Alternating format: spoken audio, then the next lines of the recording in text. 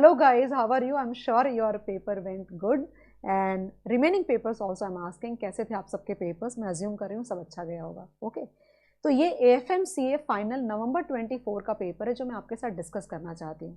तो सिर्फ difficulty level नहीं डिस्कस कर रही, मैं सॉल्यूशंस भी डिस्कस करना चाहती हूँ आप सबके साथ में. एक्चुअली मैं उस दिन ही रिव्यू डालना चाहती थी जिस दिन पेपर हुआ, लेकिन मुझे लगा क्यों नहीं पहले मैं खुद ही पेपर को सॉल्व करूँ and then I would be in a better position to talk to the students. तो वो मैंने किया. अब एक ही लाइन में बात को खत्म कर दूंगी, उसके बाद क्वेश्चंस को डिस्कस करेंगे. पेपर इजी तो नहीं था, बहुत ज़्यादा. पेपर इजी इसलिए नहीं था क्योंकि सारे क्वेश्चंस बैक कैलकुलेशन के थे. ओके एंड वो 3 आवर्स में उतना सोच पाना, unless and until you have done a lot and lot of practice, वो 3 आवर्स में हर क्वेश्चन को क्रैक कर पाना from the perspective of back calculation, that was a difficult job. Difficult इसलिए नहीं था क्वेश्चन पेपर बिकॉज सारे क्वेश्चंस करे हुए थे हमारे क्लास के अंदर में. ओके लेकिन वही बात हो गई. तो डिपेंड्स कि उस समय तुम कितना सोच पाए, तुम्हारी कितनी प्रैक्टिस रही कि तुम कितना परफॉर्म कर पाए.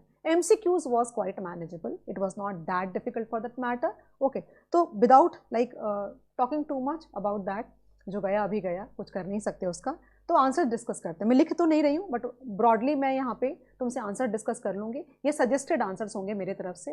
इंस्टीट्यूट के सजेस्टेड आंसर तो थोड़ा बहुत वेरी कर सकता है. Don't put me on the spot for that. Okay so this is my like मैं जो सोच पाई बनाते समय वो तुमसे डिस्कस कर रही हूँ मैं. तो Z Limited paid a dividend of ₹5 for the current year. The dividend is expected to grow at 25% for the next 6 years. This is supernormal growth rate. This is GC or constant growth rate. Okay, तुमको coefficient of correlation और यहाँ पे दिया हुआ है तुमको government bond RF की rate दे रखी है और RM की रेट 20% दे रखी है. CAPM मॉडल के लिए काम आएगा. The correlation of the between market and the stock is 0.3733. So 0.3733 into 18/12 करोगे तो तुम्हारा बीटा आ जाएगा. ओके और फिर तुम 13 और 20 के साथ में CAPM का मॉडल लगाओगे तो तुम्हारा आंसर आएगा KE का 16.92. सो माई आंसर इज 16 पॉइंट. कहीं पे पूछा भी है तो ये आंसर मेरे हिसाब से होना चाहिए तुम्हारा. ओके उसके बाद पहला क्वेश्चन है what is the present value eight the end of the 4th year. तो तुम कैश फ्लोज बनाओगे. तो कैश फ्लोज आर 6.25, 7.81, 9.77, 12.20, 15.26, 19.07. 6 ईयर्स का मैंने हिसाब बनाया है. तो 4th ईयर में इन्होंने प्रेजेंट वैल्यू पूछी है. 6.53 मेरे को आ रहा है तो ये दिया हुआ है यहाँ पे. Okay what is intrinsic value यानी P0 वो पूछ रहे हैं जीरो में. तो पहले तुमने क्या किया होगा, पहले 6 ईयर्स के कैश फ्लोज की डिस्काउंटिंग करी होगी और फिर तुमने D7 divide by KE minus GC किया होगा. That means value of the stock at the end of the 6th year और beginning of the 7th year. वो उन्होंने वहाँ पे कहीं एक जगह पे गलत भी किया है ऐसा मुझे लगता है. So what is intrinsic value the shares P0 अगर मांगा है तो कैलकुलेशन मेरी आई 156.69 की. तो तुम्हारा ये आंसर सही है मेरे हिसाब से. What is the value in perpetuity. Okay तो जो होराइजन वैल्यू बोलते हैं, कंटिन्यूइंग वैल्यू बोलते हैं, तो ये start of the 6th year मेरे हिसाब से नहीं होना चाहिए, ये and of the 6th year होना चाहिए ideally. Because if you are discounting D7 you will calculate P6. P6 का मतलब हुआ 6th ईयर के एंड पे और उस हिसाब से आंसर होता है 303. That is what my calculation says. मेरे को 303.18 है, वो राउंडिंग ऑफ का फर्क रहेगा. If the current price of the share is 315 then stock is definitely overvalued because उसको होना चाहिए 156.69 का और वो प्राइस मार्केट में 315 की चल रही है तो बहुत ज़्यादा सिवियरली ओवर वैल्यूड है. तो मेरे हिसाब से ये आंसर होना चाहिए. ओके तुम बताओ तुम्हारा क्या आंसर आया. Now case scenario 2. इसका आंसर भी मैं तुमको बता देती हूँ, मैंने इसका भी प्रिपेयर किया है. एक ही मिनट दे दो मुझे प्लीज़, 1 मिनट दे दो. हाँ इसका the following information is available in respect of bond 1 and bond 2. Okay bond 1 का डेटा दे रखा है, काफ़ी मैनेजेबल क्वेश्चन है ये वाला. बट हो सकता है कुछ चीज़ों की वजह से किसी से गलती हो सकती है. मैं नहीं सकती क्या, रादर मुझे पता है किस चीज़ से गलती हुई होगी बट मैं बोलना नहीं चाह रही. What should be the price and duration of bond 2 उन्होंने पूछा है. तो बॉन्ड 2 की प्राइस तो 1000 ही होगी. ओके और उसकी ड्यूरेशन होगी 2.74. ओबियसली 3 ईयर से कम होगी. तो ये जिस भी स्टूडेंट ने मुझे भेजा है उसने ये बिल्कुल गलत सही किया है. नॉट गलत नहीं, मैं गलत बोल रही थी एक्चुअली, सही किया है बिल्कुल. New price the portfolio if YTM changes. मुझे लगता है क्वेश्चन नंबर 8 का आंसर पहले हमें करना चाहिए. What should be the price and duration of bond 1. Okay the bond 1 की प्राइस आ रही है 848.34 आ रहा है मेरे को और इसका ड्यूरेशन आ रहा है गाइस 1 मिनट 4.41. तो आंसर 4.43 है तो मेरे को आंसर आ रहा है 848.34. So they are very near by and any which ways. Do you understand one thing that अगर तुम्हारा कूपन का रेट पता नहीं याद है कि नहीं तुम्हें, ये बात मैंने क्लास में पढ़ाया है बहुत बार कि बॉन्ड 1 का अगर तुम देखो कूपन रेट 6% है, that means you are compounding at the rate of 6%, okay, and you are discounting at the rate of 10%, देखो यहाँ पे 10%, तो ओबियस ये बात है कि तुम्हारी जो प्राइस है वो फेस वैल्यू से कम आएगी। तो मेरे हिसाब से आंसर तुम्हारा 848.34 बराबर है, और 4.4 मेरा 4.41 आया, ये राउंडिंग ऑफ एरर होगा। तो ये जिस भी स्टूडेंट ने किया है बिल्कुल सही करा है। ओके, उसके बाद लिखा है new price of the portfolio if YTM, इन्होंने एक चीज़ और लिखी है कि बॉन्ड 1 में 75% इन्वेस्ट किया है और बॉन्ड 2 में 25% इन्वेस्ट किया है। तो मैंने क्या किया कि दोनों की प्राइसेस को ले करके 7.75 एंड 0.25 में मल्टीप्लाई करके दोनों की प्राइसेस को, for example 848.34 into 0.75 plus 0.25 into 1000 करके मैंने आंसर निकाला, तो वो वैल्यू आती है गाइज 886.26 आती है, ठीक है। तो उन्होंने मांगा क्या है, new price of the portfolio, that means current value of the portfolio is how much, current value of the portfolio is 886.26, portfolio बोला है, बॉन्ड नहीं बोला है। तो मैंने वेट्स में डाला दोनों की प्राइसेस को, मेरे को आया 886.26 आता है, ओके। और बोला है new price of the portfolio if YTM changes from 10 to 10.5%, that means 50 basis point से इंटरेस्ट इंक्रीज कर रहे हैं, ओके। और लिखा है based on the duration, that means modified duration तुमको निकालना पड़ेगा, but modified duration of the portfolio निकालने के लिए पहले तुमको DP निकालना पड़ेगा, that is duration of the portfolio. वो कैसे निकालोगे, 0.75 इंटू 4.41 एंड प्लस 0.25 इंटू 2.74, तो मेरे को आंसर आया यहाँ पे 3.98 आया। ये DP है, ये DP है, और मॉडिफाइड ड्यूरेशन आएगा 3.98 डिवाइडेड बाई 1.10, ओके। तो मेरे को आंसर आता है 3.618, 3.618। 50 बेसिस पॉइंट्स के लिए इसको हाफ कर दो तुम, 50 बेसिस पॉइंट्स के लिए इसको हाफ कर दो, 3.618, ओके, डिवाइड बाई हाफ 2 कर देती हूँ मैं, तो 1.809% से तुम्हारी प्राइस नीचे जाएगी, दैट मीन्स 886 बराबर है ना, हाँ, 3.618 डिवाइडेड बाई 2, बिकॉज ये जो चीज़ है ना, ये सेंसिटिविटी तुम्हारी है 100 बेसिस पॉइंट्स के लिए, करेक्ट। यहाँ पे शायद कहीं पूछा भी है, कहीं पे पूछा भी है शायद से, कुछ कैलकुलेशन में गाइज ऊपर नीचे रहा होगा, मैं नहीं कह सकती एग्जैक्टली बिकॉज मैंने बहुत रफ तरीके से सॉल्व किया। तो मेरे हिसाब से 3.618, wait a minute, 3.618, okay, divided by 2 gives me 1.809, तो 886.26, ओके, डिवाइडेड बाई, या 886.26 माइनस 1.81% करती हूँ तो आंसर आता है 870.21, मेरे को आंसर आता है। तो इस बच्चे ने बिल्कुल सही करा ये वाला आंसर, ये बिल्कुल सही है, ओके। और यहाँ पे आंसर आ जाएगा what will be the price sensitivity of the portfolio, so modified duration तुम्हारा आंसर होगा, that means if interest rates go up by 50 basis points, or if the interest rates go up by 100 basis points, you can say, okay, the price of the bond portfolio will come down by 3, ये nearest जो मैंने निकाला ना 3.6 something, तो ये answer बिल्कुल student का सही है, 3 ये राउंडिंग ऑफ एरर्स है तुम्हारे, बट ये आंसर बिल्कुल सही गया है, ठीक, I hope it is correct. Now यहाँ पे ये क्वेश्चन है, based on the following information choose the correct answer from the following questions, okay. Exercised 140, spot 160 है, और एक्सरसाइज प्राइस 140 है, और प्रीमियम 20 है, और एक्सरसाइज क्या, दैट मीन्स ये कॉल है, तो 160 माइनस 140 यानी कि पे ऑफ आया 20, और 20 प्रीमियम तुमने माइनस किया तो 0 हो गया तुम्हारा, तुम्हारी नेट प्रॉफिट 0 हो गई। तो बेसिकली कॉल, देखो कॉल ऑप्शन है 0, ये भी बच्चे ने बिल्कुल सही करा है। In situation 3 the investors position and the amount of profit and loss is, okay. Situation 3 के अंदर में गाइज अगर देखोगे तो स्पॉट की प्राइस 400 है और 300 एक्सरसाइज प्राइस, और लैप्स मतलब ये पुट है, ओके, ये पुट है तुम्हारा, तो पुट ऑप्शन होगा, लैप्स कर गया, और नेट प्रॉफिट इज -25। देखिए इन्होंने क्या दिया यहाँ पे, see this is also completely correct.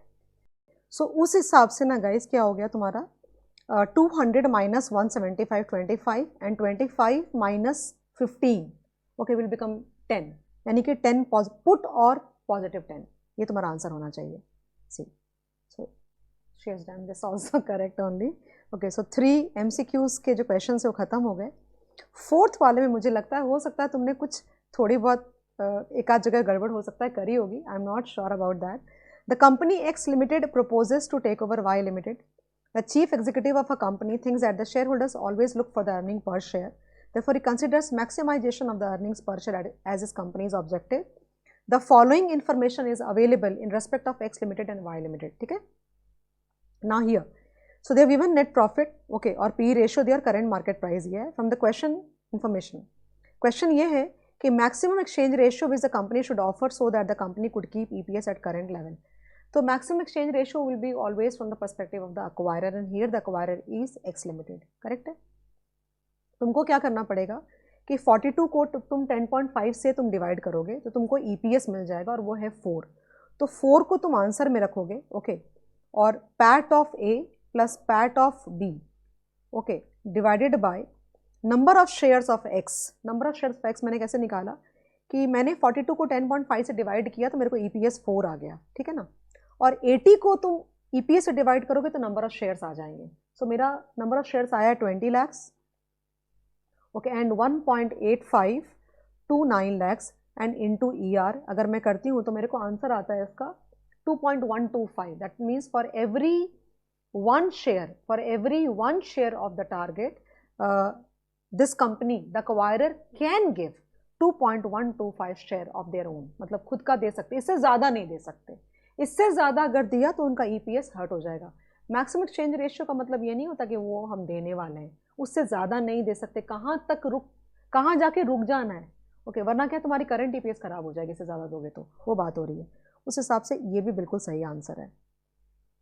If the company borrows funds at the rate of 15%, this is a very interesting question actually, ये काफ़ी ज़्यादा इंटरेस्टिंग है। मतलब I don't know how many of you have been able to solve this also, that I am not sure, but तुम्हें क्या करना था वो मैं तुमको बताती हूँ। एक क्वेश्चन है हमारे पास में, हमारी मॉड्यूल में बोलो, इंस्टीट्यूट के करिकुलम में बोलो, if the company borrows funds at the rate of 15% rate of interest and buys at the target company by paying cash, ये ध्यान रखना, how much should he offer to maintain his EPS assuming tax rate at the rate of 30%। तो current EPS maintain करने के लिए सुनो ध्यान से, अभी जब तुम सामने वाली कंपनी को अक्वायर कर लोगे तो इन लोगों का जो पैट है 15.75 रुपीज़ 15.75 lakhs वो भी तुम्हारा हो जाएगा, करेक्ट है। और ये लोग क्या कह रहे हैं कि बताओ कितना कैश हम लोग उनको दे सकते हैं, कितना कैश हम दे सकते हैं, ओके, जो कि बोरो करेंगे हम लोग, सो दैट कि करंट ईपीएस मेंटेन हो जाए। करंट ईपीएस मेंटेन होने का मतलब होता है कि ₹4 रहना, करेक्ट है। तो ₹4 रहने का मतलब ये होता है कि इनकी जो पैट है ना, ये इनकी जो प्रॉफिट है, वाई से जो इनकम आ रही है हर साल की, तो दो चीज़ हो रही है कि सामने वाले की इनकम हर साल मुझे आ रही है और उसको अक्वायर करने के लिए जो मैंने पैसा बोरो किया उस पर ब्याज जा रहा है। तो कहीं ना कहीं अगर ये दोनों बराबर हो जाएं, सेम हो जाएं, तो मामला खत्म हो जाएगा, यानी that is answer actually. So you please do not forget कि 15.75 इज पैट, तो उसको पहले ईबीआईटी तुमको करना पड़ेगा। तो 15.75 divided by 0.7 that gives me EBIT equal to 22.5 lakhs। तो 22,50,000, that's what I think is EBIT, okay, minus interest। तो यहाँ पे ये जो EBT आ रहा है ना तुम्हारा, ये EBT तुम्हारा ज़ीरो हो जाना चाहिए एक्चुअली, EBT तुम्हारा ज़ीरो हो जाना चाहिए, ये बात का ध्यान रखना तुम, ओके। अब यहाँ पे मुझे मैं इसको ढूंढूं, इससे अच्छा ये नहीं होगा कि मैं ये देखूं कि 15% ऑफ दिस और दिस और this is equal to 22,50,000, correct है। चलो देखते थे, 210 कहाँ गया, 15% है ना, 210 इंटू 0.15 ये आता है 31,50,000, वो 22,50,000 नहीं है, लीव इट नाउ। उसके बाद 315 इंटू 15% वो आता है 47,25,000, वो भी नहीं है। 150 इंटू 15% में करती हूँ तो एग्जैक्टली 22,50,000 आ जाता है। इसका ये मतलब हुआ कि अगर वो लोग 150 lakhs बोरो करेंगे, ओके, तो अगर 150 lakhs बोरो करेंगे तो क्या होगा कि उसका जो इंटरेस्ट होगा, उसका जो ब्याज होगा, that will be exactly equal to EBIT and that is why there EBT will be 0, okay, there PAT will be 0। That means to say उनका 8, वैसे भी कैश डील है, जब कैश डील होती है तो शेयर्स इशू नहीं करते ना, ओके, तो उनका जो पैट है वो 80 रह जाएगा और नंबर ऑफ शेयर्स वैसे भी 20 रह जाएंगे, बिकॉज कैश डील है तो न्यू शेयर्स तो इशू करा नहीं उन्होंने, तो 4 ही रह जाएगा उनका EPS। That's the answer actually.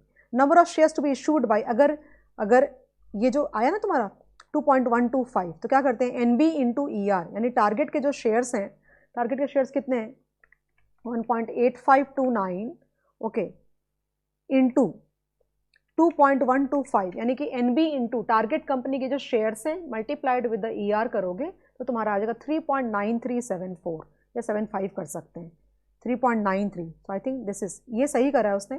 14 का आंसर अगर डी लिखा है तो I don't think D is the correct answer for the student and she knows ये जिसका पेपर है बच्ची जानती है कि मैं क्या कह रही हूँ। Okay, so we are done with the MCQs। Now the next, next I have to like section 2 करेंगे गाइस हम लोग। ओके, पार्ट 2 डिस्कस करते हैं। This is a very easy question actually. Following is the data regarding 3 securities. Okay, they have given the return, standard deviation, correlation with the market return. Okay, and advise which of the stocks are over, under or correctly valued in the market. क्या करना है तुमको? तुमको सबसे पहले beta calculate करना पड़ेगा। Coefficient of correlation with the market दिया हुआ है, एसडी ऑफ स्टॉक दिया हुआ है, एसडी ऑफ मार्केट दिया हुआ है। तो अगर मैं एक ही बात करूँ तो 0.840 इंटू 2.5 डिवाइड बाई 1.2 करोगे तो बीटा ऑफ ए आ जाएगा तुमको। Okay, then they have given you risk free rate दिया हुआ है और RM दिया हुआ है तुमको। CAPM मॉडल लगा करके आंसर निकालो। एक्सपेक्टेड रिटर्न ए का खाली आंसर करूंगी, बाकी सबका तुम कर लेना फिर। तो ए का एक्सपेक्टेड रिटर्न है 19 और इसका CAPM रिटर्न आ रहा है 17.75, इसका बीटा आ रहा है 1.75। तो because expected return is greater then the CAPM return the stock is under valued. तो जो मेरी कैलकुलेशन उसके हिसाब से बी की CAPM रिटर्न है 13.5 और सी की CAPM रिटर्न है 12.25, उस हिसाब से stock A is under valued, stock B is correctly valued and stock C is over valued. फिर क्या पूछा है, व्हाट विल द स्ट्रैटेजी? तो strategy would be to decrease your investment in stock C which is over valued and increase the investment in stock A and stock B, but relatively A में ज़्यादा increase करना चाहिए। ये तुम्हारा answer 1 का ए का हुआ। बी में बोला उन्होंने a firm is considering a proposal to set up a cement manufacturing plant. इसको मैंने बायनॉमियल मॉडल लेकर के सॉल्व करा है because I do not have probabilities, और अबैंडनमेंट का क्वेश्चन सॉल्व करने के लिए मुझे प्रोबेबिलिटीज की जरूरत पड़ेगी। तो मैंने कैसे किया कि देखो ऐसे कर लिया। तो this is 150 CR and always remember that abandonment का जो ऑप्शन होता है वो पुट ऑप्शन होता है। ओके, तो 150 प्लस 50% मैं करती हूँ तो ये 225 CR आ जाता है, और 150 माइनस 60% करती हूँ तो ये तुम्हारा 60 CR आ जाता है। ठीक है, और एक्सरसाइज प्राइस है तुम्हारे 100 CR की, और ये सिर्फ 1 ईयर का हिसाब चल रहा है यहाँ पे। ठीक है, तो पुट ऑप्शन के हिसाब से अगर पुट का पे ऑफ निकालोगे तो ये 0 आ जाएगा तुम्हारा, और यहाँ पे पे ऑफ आएगा तुम्हारा 40। तो प्रोबेबिलिटीज निकालनी पड़ेगी। तो तुम्हारी प्रोबेबिलिटी जो आई है मेरे हिसाब से R minus D divide by U minus D किया है। कैसे किया? तो R तुम्हारा हो जाएगा 1.08, U हो जाएगा 1.5। How? 225 by 150 and 60 divide by 150। तो 60 डिवाइड बाई 150 करोगे तो 0.4 आएगा। तो R minus D divide by U minus D करोगे तो प्रोबेबिलिटी आ रही है, ऊपर जाने की प्रोबेबिलिटी आ रही है 0.618 और नीचे जाने की प्रोबेबिलिटी आ रही है 0.382। Okay, given the risk free what will be the value of the abandonment option and value of the project with abandonment option. तो तुमको पहले value of the project without abandonment option निकालना पड़ेगा। कैसे करोगे? तो तुम 0 पे खड़े हो। ओके, तो 225 वैल्यू होगी PV of cash flows basically. 225 into 0.618। Okay, expected value of the cash flow, तो 225 इंटू 0.618 प्लस 60 इंटू 0.382 अगर मैं करती हूँ तो मेरे को आती है वैल्यू यहाँ पे, एक ही मिनट रुक जाओ, देखो यहाँ पे करा था मैंने 161.97। क्या किया? 225 इंटू 0.618 प्लस 60 इंटू 3.82 अगर मैं इंटू 0.382 करती हूँ 161.97 आता है। Expected value of the cash flow हुआ, लेकिन तुम कहाँ पे खड़े हो? 1 साल के एंड पे, उसकी डिस्काउंटिंग करो किस रेट से? 1.08 से, तो वैल्यू आती है 150। तो PV of cash flows 150, investment is 150। 150 minus 150 करोगे तो वैल्यू ऑफ द प्रोजेक्ट हो गया तुम्हारा एनपीवी ऑफ द प्रोजेक्ट हो गया 0। ओके, लेकिन अगर अबैंडनमेंट ऑप्शन के साथ यानी कि NPV without abandonment option, NPV without abandonment option है 0। ओके, ना अबैंडनमेंट की वैल्यू निकालनी, कैसे करोगे? तो 0 इंटू 0.618 प्लस 40 इंटू 0.382 अगर वो मैं करती हूँ तो 15.28 आता है। 0 इंटू 0.618 प्लस 40 इंटू 0.382 करती हूँ तो 15.28 आता है। उसकी डिस्काउंटिंग करो 1.08, सो वैल्यू आती है 14.15। So value of the project without abandonment option plus abandonment की वैल्यू 14.15। तो बिकॉज ऑफ अगर तुम अबैंडनमेंट ऑप्शन के साथ प्रोजेक्ट को एक्सेप्ट करते हो तुम्हारी जो एनपीवी है वो 0 नहीं होकर 14.15 हो जाएगी। तो गिवन क्या बोला इसमें, what will the value of the abandonment option? तो अबैंडनमेंट ऑप्शन की वैल्यू है 14.15, ओके। अगर 1 ईयर के एंड पे देखोगे तो 15.28, आज की तारीख में देखोगे तो 14.15, and NPV with abandonment option will be 14.15 like that, okay. तो ये तुम्हारा हो गया क्वेश्चन नंबर बी। मैंने यही बोला कि this is what I am thinking, it could slightly vary with the institute solutions, I am not sure about that, okay. ये थियरी क्वेश्चन है वो मैं डिस्कस नहीं कर रही, ओके। नाउ अब ये क्वेश्चन नंबर 2A, ये इसका भी सोल्यूशन मैंने बनाया तो है, मुझे देखने दो थोड़ा। I have prepared the solution, written all the solutions actually, yeah. So ये क्वेश्चन मैं तुमको आंसर बता दे रही हूँ। एनएवी पूछा है, तो गाइज मेरे को एनएवी आया है 20.5, ओके। इस ऐसे बहुत सम्स मैंने क्लास में कराए हैं। 20.5 आया है एक एनएवी, और दूसरा आया है 27.31, ओके। और क्वेश्चन और क्या है, calculate the total units resume, the total number of units is 11255.86, this is the answer that I got. Now ये क्वेश्चन मुझे लगता है कि सही नहीं है। Question number B of 2B, I don't think it is a correct question. They should have definitely given you with the discounting factor, actually factor देना चाहिए था उनको, okay। उसके बिना हम क्वेश्चन को सॉल्व नहीं कर सकते, it is not possible for us to solve that because investment निकालने को बोला है उन्होंने। सो मैं EB, मैंने ये भी ट्राई किया कि EBDIT तक आई मैं, तुमको पता है EBDIT अगर 1 - T कर दूँ और इसमें डेप्रिसिएशन टैक्स शील्ड ऐड कर दूँ तो ये कैश फ्लो बन जाता है तुम्हारा, ओके। लेकिन प्रॉब्लम यहाँ पे कि DTS निकालने के लिए मुझे इन्वेस्टमेंट वैल्यू चाहिए, ओके। एंड रेट होनी चाहिए थी यहाँ पे, शायद वो भी मैं सॉल्व कर लेती मगर रेट होनी चाहिए थी। अगर रेट डिस्काउंटिंग फैक्टर होता तो मैं क्या करती कि तुम्हारे 0 पे सेट करके आंसर निकाल लेती। तो क्योंकि इन दैट केस प्रॉब्लम क्या हो रही है कि 2 अननोन वेरिएबल हो रहे हैं इसमें। अगर मैं अज्यूम करती हूँ रेट को तो हर किसी का आंसर अलग अलग आएगा, तो मुझे ये सॉल्व, दैट मीन्स टू से EBDIT 1 - T तक तो कोई प्रॉब्लम है नहीं, वो तो प्रॉब्लम बराबर सॉल्व हो गया। और DTS के लिए मैंने क्या किया कि investment value into depreciation into tax rate, तो इंटू इन्वेस्टमेंट वैल्यू को मैं एक्स अज्यूम कर रही हूँ, ओके। लेकिन रेट नहीं दी ना डिस्काउंटिंग की, तो अल्टीमेटली वो प्रॉब्लम हो रही। तो I feel that they should have provided with a rate in order to solve this question, so hence I just skip this, okay. Now the next question number 3A की बात कर रही हूँ। तो 3A में यूँ जा रहा है ये कि 0 पे तुम खड़े हो 6 महीने और यहाँ पे 3 मंथ्स, ओके। और FRA की रेट दे रखी है, FRA की रेट है 8.20%, ठीक है ना। तो तुमको पे ऑफ कैसे निकालते हो, तो पे ऑफ का आंसर तुमको दे रखा है, तो ये हो जाएगा notional principal, okay. And this will be R1 - R0, और FRA बायर है बंदा, T divide by 1 + R1 × T। तो पे ऑफ को आंसर में मैंने, and actual interest rate if the banker pays, यानी कि XY लिमिटेड ने रिसीव किया है, XY लिमिटेड ने FRA बाय किया है, ओके। So if your R1 is greater than, R0 यानी FRA rate, R1 is the spot rate यहाँ पे, okay, and R0 is the FRA rate, ये वाला।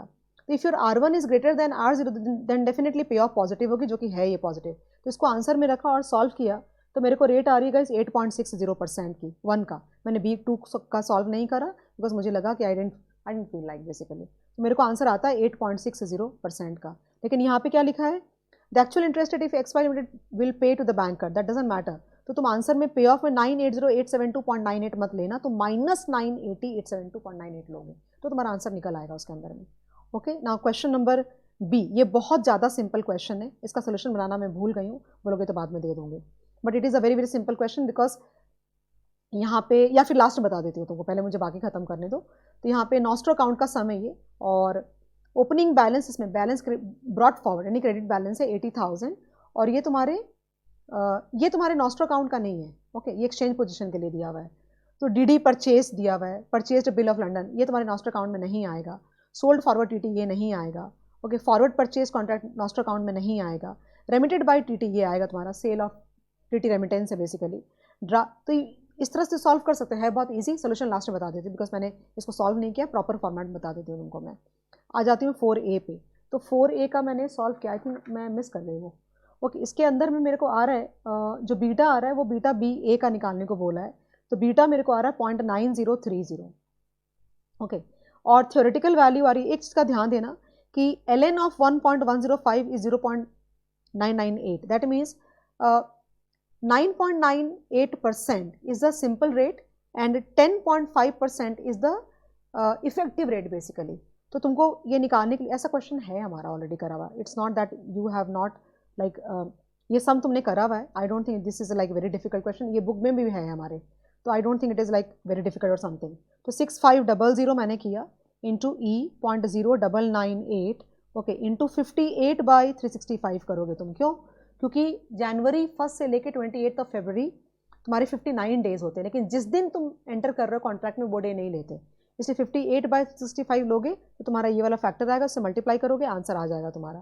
फिर लिखा था नंबर ऑफ कॉन्ट्रैक्ट, मैंने VP BT minus BP zero complete hedge करके किया, तो मेरे को -8 यानी कि 8 कॉन्ट्रैक्ट्स सेल करा बंदे ने, ये आंसर आ रहा है 8 कॉन्ट्रैक्ट्स सेल करा, -8 सेल, ओके।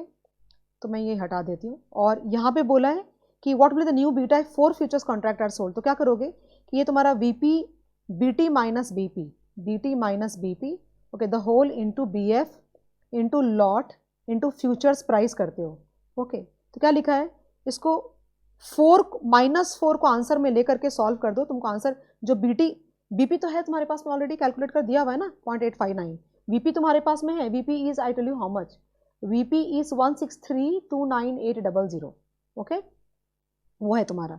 सब्सटीट्यूट करो पूरे डेटा को, बीटी को सॉल्व करो, you will get answer as 0.43, मेरे को यानी कि 4th का आंसर 0.43 आएगा। Guys this is exam paper ना, मैं इतना डिटेल में नहीं जा सकती, किसी को नहीं समझा तो मुझसे अकेले में पूछना, व्हाट्सएप पे पूछो, मैं और डिटेलिंग कर दूंगी। 0.43 इसका आंसर मेरे को आया। नेक्स्ट वन, ईवीए का क्वेश्चन, ये वाला भी सॉल्व करा मैंने, कुछ एक आध क्वेश्चन शायद मैं मिस कर गई, पता नहीं हाउ समहाउ। तो इस क्वेश्चन के अंदर में मुझे तुम्हें सबसे पहले निकालना पड़ेगा केसी, तो वो मेरा आता है 13.80%, ओके। और ईवीए का इक्वेशन बनेगा तुम्हारा EBIT 1 - T and minus KC into capital employed. तो EBIT को, ये this is a non variable here because EVA की वैल्यू दे रखी है, सॉल्व करती हूँ मैं, तो मेरे को EBIT की वैल्यू आती है, EBIT आता है 937, EBIT सुन लो ध्यान से, EBIT आता है 9371428.57 आता है। और क्वेश्चन उन्होंने पूछा है पैट निकालना है, तो EBIT में से तुम क्या करो, पहले इंटरेस्ट निकालो, ये वाला, ये पहले इंटरेस्ट निकालो, 80 लाख पे 10%, 8 लाख माइनस करो, और उसके बाद तुम उसमें से टैक्स निकाल दो, तुम्हारा आंसर आ जाएगा। मेरा फाइनल आंसर आ रहा है 60 lakh rupees. So final answer जो इसका है, ये पैट जो है ये 60 लाख का है, this is the answer, that's what I got, okay. Then this again theory question, ये क्वेश्चन मैं नहीं करा रही, अगर ये क्वेश्चन तुमको नहीं करना आ रहा जिंदगी में ना, पेपर लिखने ही मत बैठना, ये जिंदगी मतलब इतना बोरिंग क्वेश्चन है, ये इतनी बार पूछ चुका है, कोई चेंज भी नहीं करते क्वेश्चन में, ये मैंने मुझे सॉल्व करने की इच्छा भी नहीं हुई, फिर भी तुमसे अगर नहीं हो रहा तो मुझे बोलना, फिर भी मैं करके दूंगी तुमको, okay. And then the next question again, ये क्वेश्चन बच्चे लोग पूछ रहे थे, ये question again I try to solve 5 का बी, एंड ये question I will take some time to solve, ये मैंने हड़बड़ी में सॉल्व नहीं किया ये वाला क्वेश्चन भी, फिर फॉरेक्स का छूट गया मेरे से 1-2 क्वेश्चन, करके दूंगी सारा वो भी।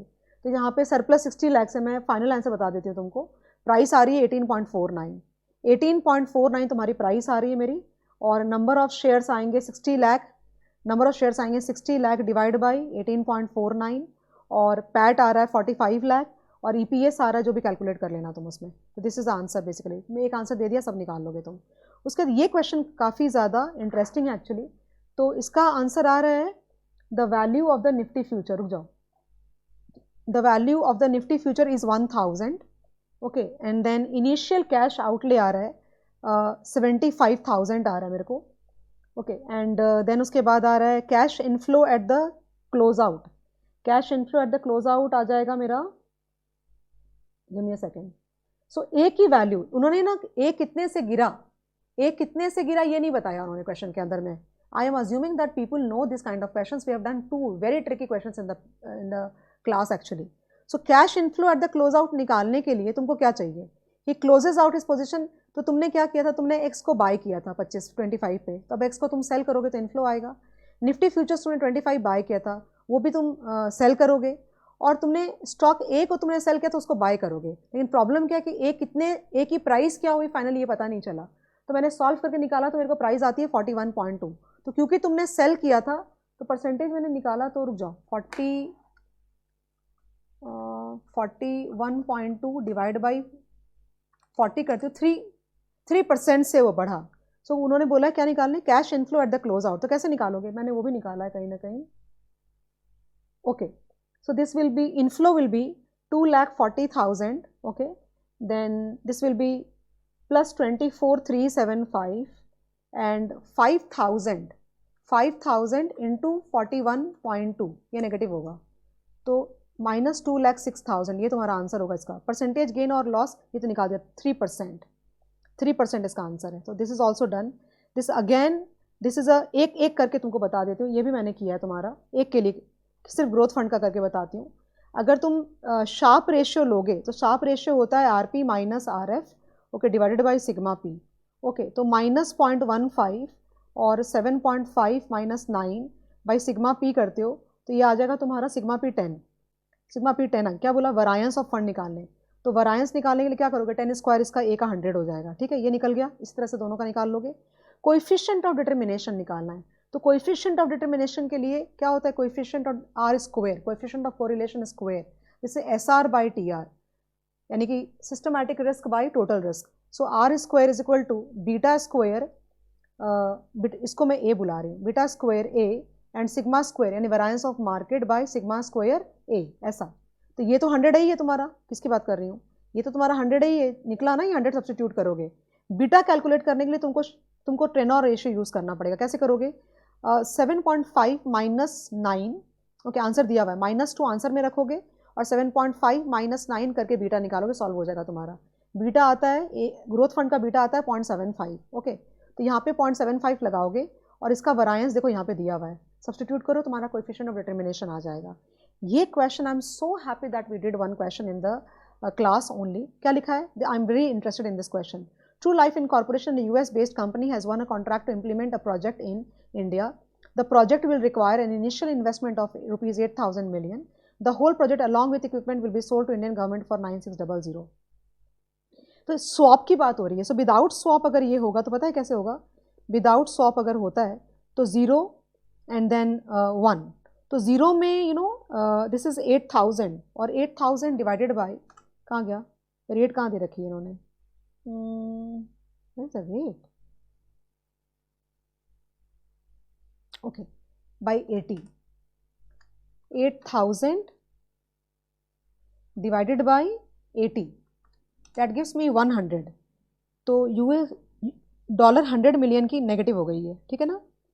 और यहाँ पे गाइस क्या होगा पता है तुम्हें, यहाँ पे ये पूरे पैसे 9600, सो 9600 डिवाइडेड बाई 84 करूँगी मैं, तो कितना आ रहा है तुम्हारा, ये तुम्हारा $114.29 मिलियन। तो क्या करोगे, 114.29 मिलियन को, okay, you will discount at the rate of 6%, compute the NPV, you will get something.